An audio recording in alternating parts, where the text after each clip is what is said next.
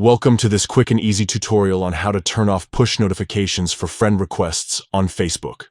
If you're tired of receiving constant alerts every time someone sends you a friend request, this guide is for you.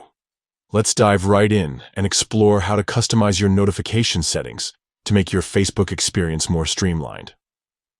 First, open the Facebook app on your device. Once you're logged in, you'll see a familiar interface that you use every day. To start managing your notifications, tap the three horizontal lines in the top right corner of the screen. This menu icon, often referred to as the hamburger menu, gives you access to a variety of settings and features within the app.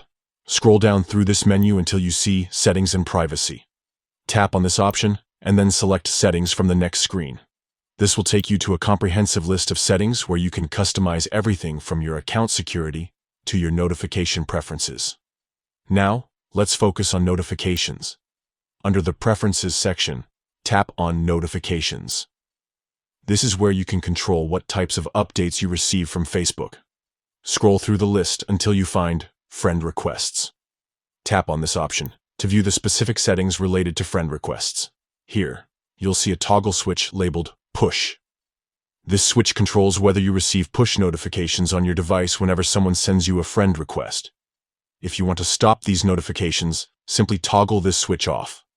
By doing so, you'll no longer receive alerts for new friend requests, but you can still view them by checking your friend requests manually within the app. Customizing your notification settings like this can really help declutter your digital life and reduce distractions. It's all about making sure you only receive the updates that matter most to you. Thanks for watching, and I hope this tutorial has been helpful in managing your Facebook notifications. If you have any questions or need further assistance, feel free to leave a comment below. Don't forget to like and subscribe for more tech tips and tutorials.